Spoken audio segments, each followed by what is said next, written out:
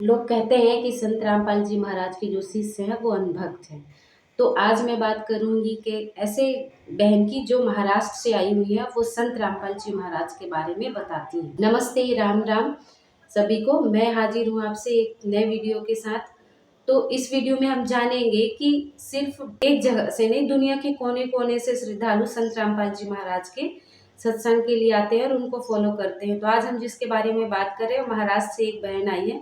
उनसे जानेंगे कि क्या सोचती है वो संत रामपाल जी महाराज के बारे में और क्यों आई है वो संत रामपाल जी महाराज की शरण में। तो देखिए इस वीडियो में। नमस्कार, मैं मंगलाल नायक और आप देखना शुरू कर चुके हैं कबीर की न्यूज़। इस वक्त हम हरियाणा के टाउन पार्क में मौजूद हैं। हरियाणा इस समय 90 विधानसभा सीटों पर चुनाव में खलबली मची हुई है। एक तरफ तो कहा जा रहा है कि सुशासन की व्यवस्था होगी और दूसरी तरफ कहा जा रहा है कि सुशासन नहीं, कि पिछले 5 सालों से कुशासन का हरियाणा शिकार हुआ है।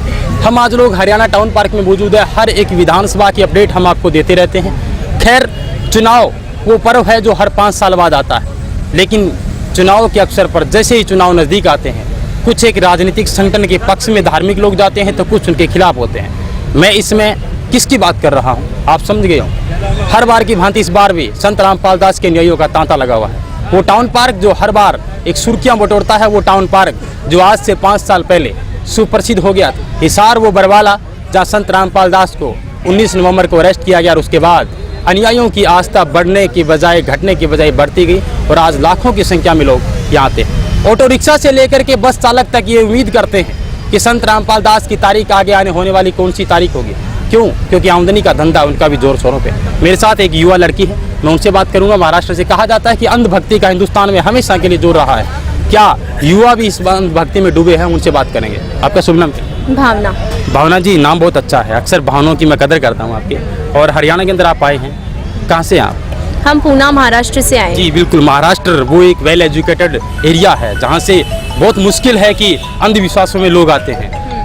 कौन सा जादू हो गया जो हरियाणा में आकर के यहाँ आकर पार्क में संत रामपाल दास के चरणों के लिए आते हैं? संत रामपाल जी महाराज जी का जादू यही है, जो तत्व ज्ञान, जो आध्यात्मिक ज्ञान उन्होंने ऑथेंटिक प्रूफ्स एंड फैक्ट के साथ दिया है, बस उसी का जादू हम पर हो गया। इसीलिए हम उस परमात्मा के लिए यहाँ पे आए हैं। जी जी जी बिल्कुल। मैं दूसरा नेक्स्ट क्वेश्चन करना चाहूँगा। मैं 5 साल पहले जाना चाहूँगा। आपके गुरु है, आध्यात्मिक गुरु है और भारतीय के धार्मिक गुरुओं का देश रहा है। हर एक अनुयायियों की भावनाओं को समझ के उनकी कदर करना चाहिए। लेकिन अन्य जो गुरु है वो जेल के अंदर है, कैसे डिफाइंड करेंगे, उस मंत्र कैसे परिभाषित करेंगे?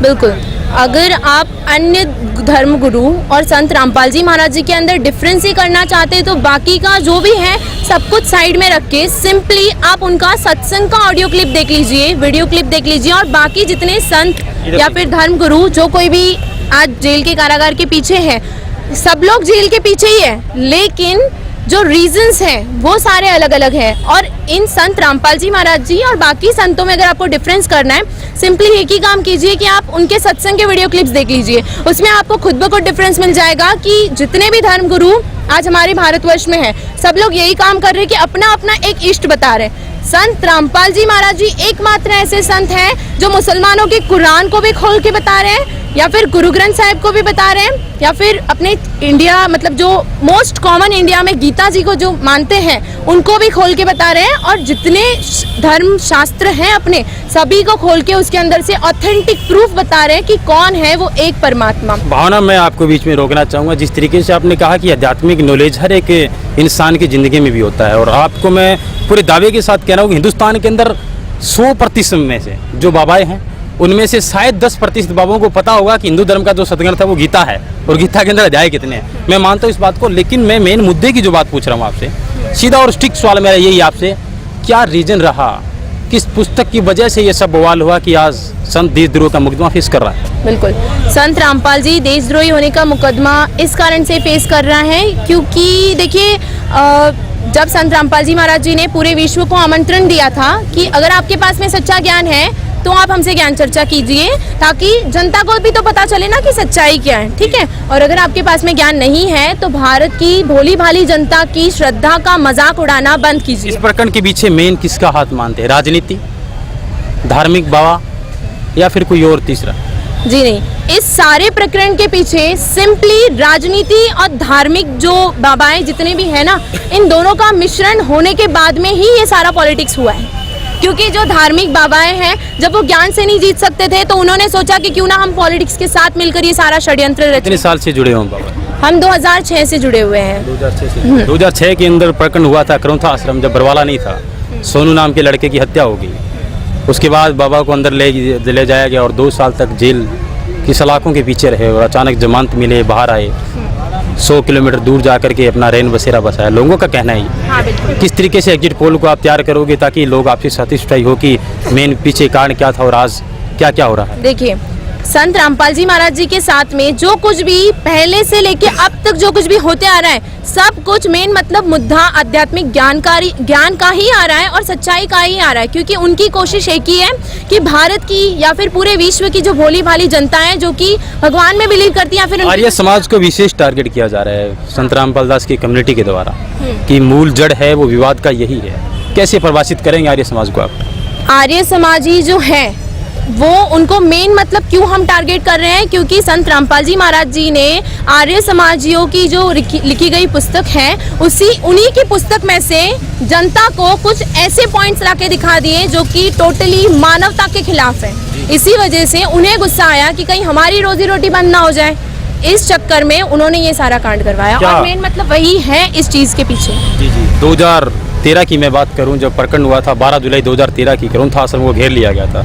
उस टाइम सरकार कांग्रेस की थी और बीजेपी विपक्ष था। और इस बार 18 नवंबर 2014 को जो प्रकरण हुआ था, सरकार बीजेपी की थी और मुख्यमंत्री थे वो अपोजिशन में भूपेंद्र सिंह हुड्डा थे और वर्तमान सीएम खट्टर साहब थे। तो क्या मैसेज देना चाहेंगे दोनों के, क्योंकि भागीदारी दोनों की सेम रही? बिल्कुल, भागीदारी दोनों की सेम ही है। हम उनको मतलब देखिए, हमें जैसे कि हमारे गुरुजी बताते हैं कि हमें किसी चीज़ का विरोध या किसी को नीचा दिखाने का हमारा कोई इंटेंस कभी नहीं रहा है। ज्ञान चर्चा के लिए भी अगर आमंत्रित किया है तो ये इंटेंस नहीं था उनका कि वो किसी को नीचा दिखाए। ऐसी कौन सी बात थी आर्य समाज के शास्त्रों में जो संत रामपाल दास ने उनको दिखा दिया और बवाल हो गया? दर्शक जानना चाहते हैं, मैं नहीं। जी हाँ, बिल्कुल। संत रामपाल जी महाराज जी ने जो कुछ भी ऐसी टिप्पणियां आर्य समाजियों के ऊपर की गई थी, उनमें से सबसे पहला पॉइंट जो कि उनकी किताबों में स्पष्ट रूप से लिखा गया था, जो विवाह की जो उम्र उन लोगों ने एक लड़का और एक लड़की की बताई थी, सबसे मेन टिप्पणी तो वही थी जो हमारे मानवता के टोटली खिलाफ है कि एक आदमी जो कि टोटली बुजुर्ग है उसके साथ अगर आप एक छोटी बच्ची या फिर एक जवान लड़की की शादी करवाते हो तो क्या ये सही है? आप जो मानव समाज है, हम खुद सोच समझ सकते हैं, खुद सच्चाई को जान सकते हैं ना, तो थोड़ा सेंस लगा के सोचिए क्या ये मानवता के साथ है? सबसे मेन पॉइंट तो यही था। बाकी जो आध्यात्मिक पॉइंट है वो ऐसे बहुत से पॉइंट है। अगर आप संत रामपाल जी महाराज जी के वीडियो क्लिप्स देखोगे तो आपको उनके अंदर स्पष्ट हो जाएगा कि वो कौन से और पॉइंट्स हैं। भावना, लास्ट और अंतिम फाइनल क्वेश्चन मैं आपसे करना चाहूँगा, क्या क्वालिफिकेशन है आपकी? मेरा अभी मैं ग्रेजुएशन कर रही हूँ, BSc। ग्रेजुएशन के बाद में आप पढ़ाई जो कर रहे हैं, क्या आप आइडियल, अगर मैं पूछूं आपको तो आपका आइडियल कौन होगा भविष्य के अंदर? जिस तरीके से आप इतनी कम उम्र के अंदर एक आध्यात्मिक तरफ अग्रसर हो रहे हैं। अक्सर हिंदुस्तान एक देश है वो युवाओं का देश है और इसमें टेक्नोलॉजी बहुत ज़्यादा लगभग बढ़ रही है। 1951 की अगर मैं बात करूं तो आज बहुत ज़्यादा फर्क हो गया है और अक्सर लोग अंधभक्ति के शिकार होते हैं। तो आपके आइडियोलॉजी कौन है और थोड़ा सा युवाओं को क्या मार्गदर्शक देना चाहेंगे? देखिए, जैसे कि टेक्नोलॉजी बहुत बढ़ रही है माना, लेकिन कहीं ना कहीं ये साइंस एंड टेक्नोलॉजी भी उस परमात्मा की ही देन है, क्योंकि जिसने संसार को बनाया उसी ने सब कुछ किया है। ठीक है, ये जो साइंटिस्ट वगैरह जिनको हम देखते हैं सिर्फ एक आधार है कि इन्होंने ये चीज़ क्रिएट की है, लेकिन कहीं ना कहीं ये टेक्नोलॉजी भी उस परमात्मा की ही देन है। और जहाँ पे साइंस एंड टेक्नोलॉजी खत्म होती है वहीं पे अध्यात्म शुरू हो जाता है। ये बहुत अच्छा जवाब दिया आपने। कहीं वर्तमान में इसरो की अगर मैं बात करूँ तो उन्होंने बहुत कोशिश की चंद्रमा पे जाने का, मापदंड करने का, अंततः वो फेल हो गए थे। कहीं ना कहीं वहाँ पे भगवान का रोल जरूर है, कहने का मतलब। देखिए, कहीं ना कहीं भगवान अगर ये ऐसी कोई चीज़ें बताते हैं तो वो इन शॉर्टली आपको यही गाइड करना चाहते हैं कि देखिए, इंसान थोड़ी सी सफलता पाके ये सोच लेता है कि नहीं मैंने बहुत कुछ पा लिया या फिर मैं सब कुछ कर सकता हूँ, लेकिन ऐसी जो चीज़ें होती है ना, इससे वो परमात्मा एक ही चीज़ बताना चाहता है कि नहीं बच्चों, आप सब कुछ नहीं कर सकते। कहीं ना कहीं वो समृद्ध जब तक आपके साथ ना हो ना, तब तक आप कुछ नहीं पा सकते। भावना, लास्ट क्वेश्चन आपसे करना चाहूँगा, उम्मीद है कम बैक करेंगे संत रामपाल? जी हाँ, उम्मीद नहीं, 102% हमें यकीन है। इसको उम्मीद नहीं, इसे हमारा 102% यकीन कहते हैं कि संत रामपाल जी महाराज जी आएंगे। और जिस समय अब इस बार वो आएंगे ना, तब अच्छे अच्छों को उनके आगे घुटने टेकने पड़ेंगे, इस तत्व ज्ञान के आगे उनको घुटने टेकने पड़ेंगे। और संत रामपाल जी महाराज जी इस बार जब बाहर आएंगे ना, तब पूरे विश्व में एक झंडा, एक भाषा और एक ही परमात्मा की पूजा होगी, और वो है संत कबीर जी।